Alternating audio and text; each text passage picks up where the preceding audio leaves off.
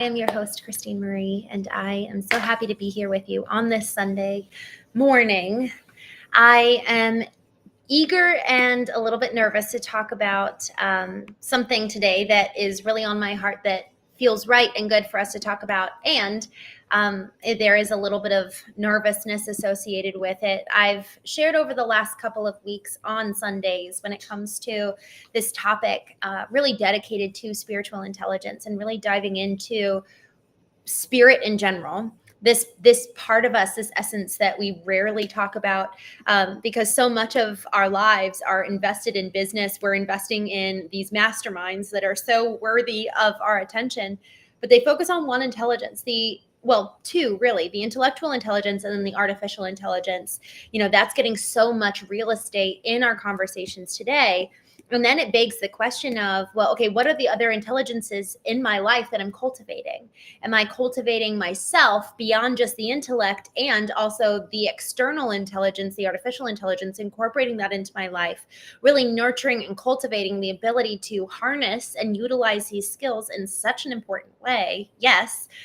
But what about the other intelligences? What about, I've been talking about the physical intelligence specifically. We spend 10 hours of our 24 hours a day really cultivating the physical intelligence by sleeping, eating, working out. That's a significant, almost half of our day, and thus half of our life are being dedicated to the physical intelligence. Yet so often it is without our intention, without our real intentional design of, okay, well, how do I want to physically exist in this world? What food am I actually nourishing my body with? Am I actually getting the quality of sleep to then lead a quality of life that is in alignment with my ideal? And when I say the ideal, I'm talking about kind of the hierarchical structure of in living in vertical alignment. The ideal is kind of at the pinnacle beneath our relationship with the divine. It's morals, our ideal, and then it kind of everything falls underneath the vertical. Underneath that, it's the mindsets, the beliefs, the behaviors. All of that needs to come into alignment under the hierarchy of our ideal, under the divine himself. And then we can look at the horizontal landscape and say, okay, what is everyone else doing around me? What do I want to kind of pick and choose and then add into this effective, that's a new word, this effective ideal that is the avatar to which we are striving to be. But if we're not creating this avatar for each intelligence, so here's my ideal for the physical, here's my ideal for the emotional, here's my ideal for the intellectual, we're effectively going to have the horizontal be informing everything about ourselves and about our lives without intentionally designing and creating our own lives and informing what is the ideal in each regard. And so today we're talking about the spiritual intelligence, and we're really diving into what is my ideal when it comes to this essence that we so rarely talk about. And when I talk about the essence of ourselves, I'm talking about, we've got the soul, which is where emotions live, and thus the emotional intelligence is derived from there. We've got our mind, which is the intellectual intelligence. We've got our body, which is the physical intelligence. And then we've got our spirit, which comes in way of the spiritual intelligence. And this is where I'm sure every person I've talked to has experienced something like this.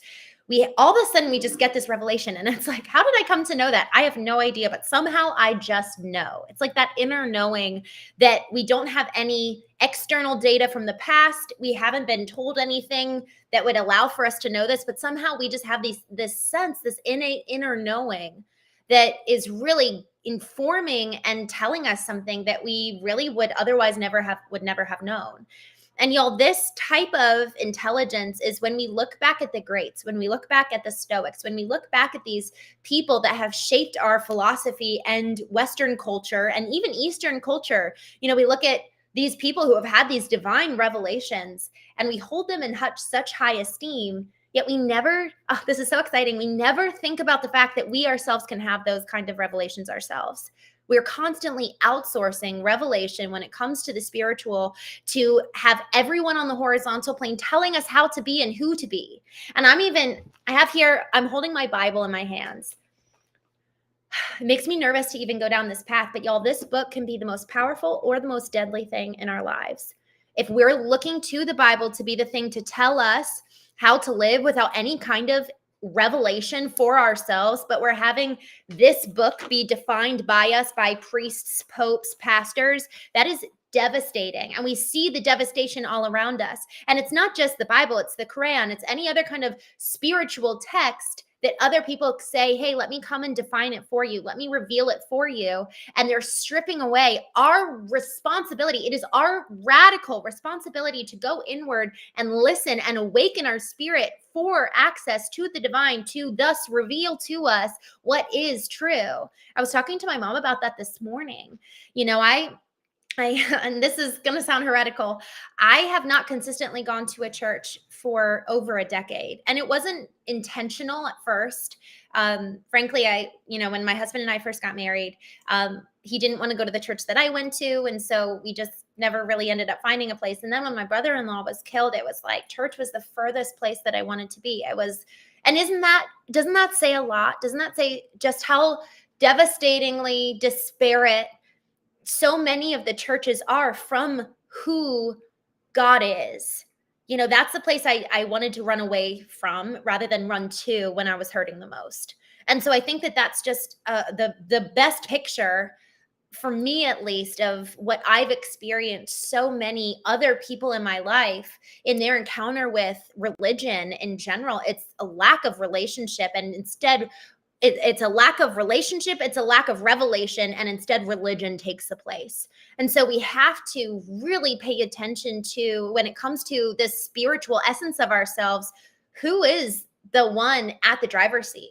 Is it what my parents told me to believe? Is it what the pastor told me to believe? Was it what the priest or pope? Is it what peers tell me to believe? Because in one sense, all of these books around me, and my best friend has this litany of books in his library. It's amazing. Guys, who is the one? Who is the one at the driver's seat when it comes to our spirit? So when we talk about we need to be the driver's seat at the driver's seat of our life, we need to analyze that concept in every form of our intelligences. So at the emotional intelligence, who's the one at the wheel? The intellectual intelligence, who's the one at the wheel? The spiritual. So often it's these preconceived, and again, I was talking to my mom about this. It's the preconceived, it's like the preformed and molded beliefs that were handed to us that we took and effectively are now guiding our lives by. These predefined principles that perhaps were never ours to begin with. And so many of the times it's not. It's only when we go in and intentionally design and create our belief systems for ourselves that we then can be actually the ones at the driver's seat. So when I talk about, I've been talking a lot about making our story. Well, we need to create our own belief systems. We need to make our own belief systems. And that doesn't mean that we're not, that doesn't mean that we don't pull from that which resonates from the horizontal. But man, how much more powerful is it when it's by revelation, when it's actually by our own being taught from within rather than told from without, rather than the horizontal telling us how to live. We're actually being taught from within, taught from God, taught from our own intuition, taught from that which we inherently know. And when I think about this book, man, it has the Bible, that is. It's a book that holds so much controversy. And only if it is alive and actually we actually activate our spirit when we're reading it, it's nothing but a book with empty words. If we don't have any semblance of life flowing through it, same y'all from any one of these books. I'm looking at Nietzsche's book. I'm looking at Rick Rubin's book. I've got all these books behind me. Every single one of these books is not going to hold any power unless I activate my intelligence when I'm reading it for revelation, to be taught from within. Otherwise, I'm just going to be regurgitating everything and everyone around me. And y'all, there's a really, really good way for us to kind of test this. Am I being taught or am I being told? By looking at what we're talking about, looking at the quality and the depth of our words. Yesterday I talked about truth and love and peace. Every single word needs to, yes, be a noun, but there also needs to be a verb associated with it. If the words we're speaking do not align with the actions of our lives, then do we even believe it in the first place? Viktor Frankl talks about between stimulus and response is choice. Well, before response is belief. And so every single choice is predicated in a belief that then informs the response and the manner in which we show up. So if we've got a belief over here that's not being infiltrated and as serving as an informant to our responses and the actions, which ultimately are the paint strokes of our lives. Our beliefs are not the paint strokes. However, they are the powering source to the paint strokes. So if we're looking at the canvas of our lives and then we see our beliefs over here that are disparate and don't align, and y'all, that's where I think so many of us have run into this frustration with religion in and of itself. It's like, man, you're saying one thing and doing another. And I'm so incredibly grateful. You know, I met my parents for coffee this morning before I'm heading out of town. And my dad was just talking about how he really has believed that he needs to live by example with his children rather than just espousing all these great and wonderful things, just talking about it. He's like, I really need to live it. And I need to actually live out the principles which I preach. And then he preaches after. But we need to really be doing a hard analysis of our lives in terms of, am I actually living out that which I say, that which I think I believe? Am I actually living accordingly?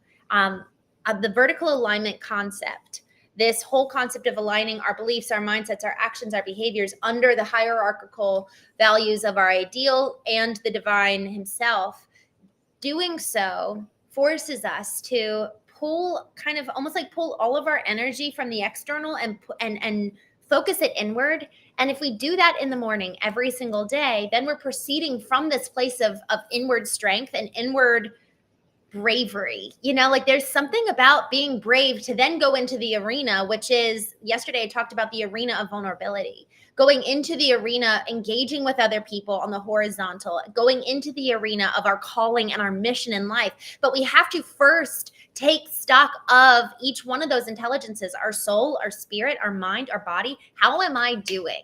How am I this morning, today, to then go enter into and engage in relationships, whether that's professional or otherwise? Y'all, so many of us are giving from a half empty cup. So many of us are not actually taking the time to replenish our soul to even know what's going on within us.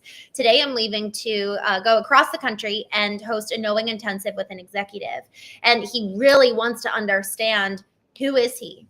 What is he called to do? What is, you know, he has millions of dollars, has had successful exits, has multiple businesses, and yet he knows there's something more that he has yet to tap into, because this work, this concept of getting vertically aligned and truly knowing who I am, who was I even created to be in the first place, versus who everyone else has told me I should be, who I've shown up as for everyone else. When we act as a savior for everyone and everything around us, it is so impossibly hard to pull back and say, y'all, hold up. Am I even in alignment to begin with? And that's when the rubber hits the road. That's when we really start living, is when we actually wake up to, who was I created to be in the first place? And then we get to live bravely. But apart from that, it's, man, and I even say, you know, live bravely. I think we can live bravely while living for other people. But I would charge me and you, because this is currently what I'm really moving through right now, to realign from how I've lived on the horizontal and align vertically has taken so much bravery. And then to proceed in alignment with who I am, not who I was for 28, 30 years of my life, but to live in alignment with who I am uniquely made to be in relationship. That's really where, you know, I said the rubber meets the road. That's where putting into practice, living, I don't like this phrase, but I'll say it. It's like living out the truth that I know, living your truth. That's what a lot of people say these days. But things are trendy for a reason, right? And living the truth, where the rubber meets the road, is at the intersection of horizontal and vertical alignment. And so if we're not taking the time every single morning to get aligned, to cultivate the spiritual intelligence, to cultivate every single one of those intelligences, and even just check in and tune in, and how am I today? At the end of the day, yes, we need to check in with our emotions. We need to be intelligent about them. Yet at the end of the day, truth wins. And then they inform, okay, well, this is how I'm feeling now. That's actually How I'm feeling now is not actually who I want to be. The present moment can be changed in radical ways with intentional living, with intentional mindsets, with living awake and aware to the truth. Y'all, it is so critical that we know the truth to begin with, because then we can take action accordingly. But if we don't ever take the time to go inward and even know the truth to begin with, Kassim on Facebook, I just saw your comment. Love that I went there. I'm so glad, because honestly, there is something about knowing the truth of our experience, knowing the truth of what we even believe. If we first, we can never be changed by it. And so when we talk about seeing change in our lives, well, have we even done the work to know the truth of where we are here in this present moment to then inform and change tomorrow? You know, we talk about this grandiose vision of our lives and who we want to be, but if we do not take stock of right here, right now, to then inform, okay, this is what I need to change for showing up as who I want to be tomorrow, we're never going to be able to actually see real change and thus be able to actualize this vision that's so big and so grandiose and so wonderful, and probably the calling that is ours to begin with. But if we don't actually do the work to go inward first, man, we don't have a chance of living up to our very potential. And in so doing, in going in and doing the work, it is reconciling the past, understanding how that informs the present. And then we have effectively the freedom to break free from the hold and grip that those parts and times of our lives had over us. I had this thought come to mind years ago when I was about to start traveling, right after my husband left, and I felt like I was kind of at this moment. It was a crossroads. You know, I had this choice. Am I going to live small, or am I going to break free from fear? And I almost saw I just saw this vision of talons of fear in my back, trying to hold me back. And it was really fear about what other people would think. And it wasn't just everyone, it was my family. And it was this very visceral moment where I knew that if I chose fear, I would stay small, I would stay hidden, I wouldn't actually break out into the arena. But if I chose to go left and chose to actually break free and dismantle those talons of fear, I'm deviating. I have no idea what's going to happen. It will be completely uncertain. There will be so much discomfort. And yet that is the very pinnacle and moment where growth can happen. There was this quote that I found yesterday. I'm actually going to pull it up because it was so poignant and it resonated so deeply with me. It was about growth in general. And it really spoke so well to this very topic around, well, what even is growth? And at that moment that allows for real change to come about. So this is a quote that I found yesterday, and I'm pulling it up right now. It says, growth is when you finally get tired of being okay with things you're not actually okay with. That still blows me away. It's like a mic drop every time I hear that. I don't even know who said that. Y'all, what is happening in our lives that we're not okay with, that is continuously in the realm of status quo, that is our modus operandi? How many things in our lives are we actually not okay with, yet we're so blind to, we're so numb to? It's just the way it is. I was talking to someone in a one-to-one knowing call. I don't like the word coaching because that's not what it is. And I'm still working on the branding of this one-to-one knowing container is what I'm calling it. It's effectively the arena where we go in and do the work together to really know who you are. So I was on one of these one-to-one calls, and someone said, they were like, well, you know, my sister treated me this way for years, and that's just the way it is, or that's just the way it was. But just the way it was does not mean that that's the way it should have been. And now, as adults, y'all, as adults, how many of us are actually living as adults in our lives, or are we actually living as quiet victims like we were when we were kids? We actually have power now to change things. But we don't actually live awake so much of the time. We live on autopilot. We live with these default responses over and over and over again because we don't take the time and set aside the time and honor ourselves to go into the arena and look in the mirror, to go into the arena and analyze our lives. You know, I'm so incredibly excited for this other Knowing Intensive. I did another one 2 weeks ago, just outside of New York, where we dove into the business and dove into the relationship of this couple, because they're the founders of this business. They're married, but if their relationship is not healthy and strong, their business is going to be wrecked. So the intent and goal of this Knowing Intensive was to examine the business, but we had to start first inward and then in the relationship, and then now let's really dive into the business. Because if y'all aren't good, it does not matter what I do to help you with your business, where it's never going to last because the foundation is not solid. And same thing on the individual level. So later this week, there's a knowing intensive for an executive.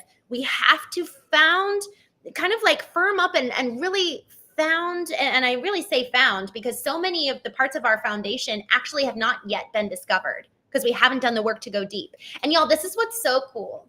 Michelangelo said this as he was kind of looking at his beautiful artwork of David. Someone said, how did you do this? How did you just think up of David? And he said, I just chipped away who David was not. And so there's two concepts that effectively say the same thing. That's number one. We have to chip away and come to find that those parts of us that have been long since forgotten, that were covered up by pain or by wounds in childhood. We have to go back and kind of carve away who we are not. We have to chip that away. It's like Jordan Peterson says, 95% of us is dead wood, and we have to chip it away. That has to die. I told my mom that this morning because she's like, I want to do one-to-one with you. And I was like, Mom, you got to be ready to die. Someone actually told me this the other day. She was like, I died. I'm not the woman that you know. And I was like, good. Me either. I think actually that's the goal, is that we actually experience death for the sake then of new life, of rebirth. Because here's the thing. Concept number one is Michelangelo chipping away who we're not, dead wood. But then with the rebirth, now we can create. This is what's so exciting. Now we can create something new. Now we can say, okay, who do I want to be? Okay, let me chip away who I'm not. Let me return to the nature of who I was uniquely made to be. Yes, maybe we want to keep parts of the nurture, how we were guided and formed and nurtured growing up. But let me know for a fact what my nature is. And now, what do I want to add to it? Now we can create. Now we're truly moving into this place of the unknown. But first, we have to know it.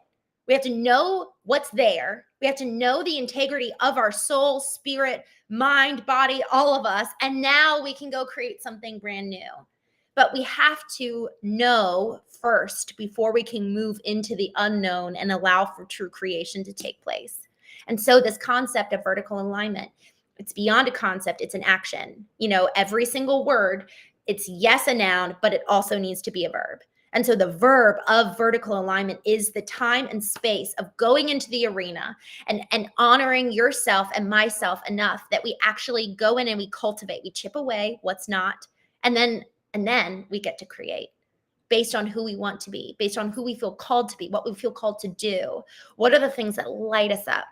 But y'all, we have to take the time. We have to create the time, take the time, and then nurture each one of those intelligences in order to live a full, holistic life. And then we can create something that is magical, that's never been done before. We look back at all these greats. Well, what area of life for you and me both are we going to create that's new and unique to us?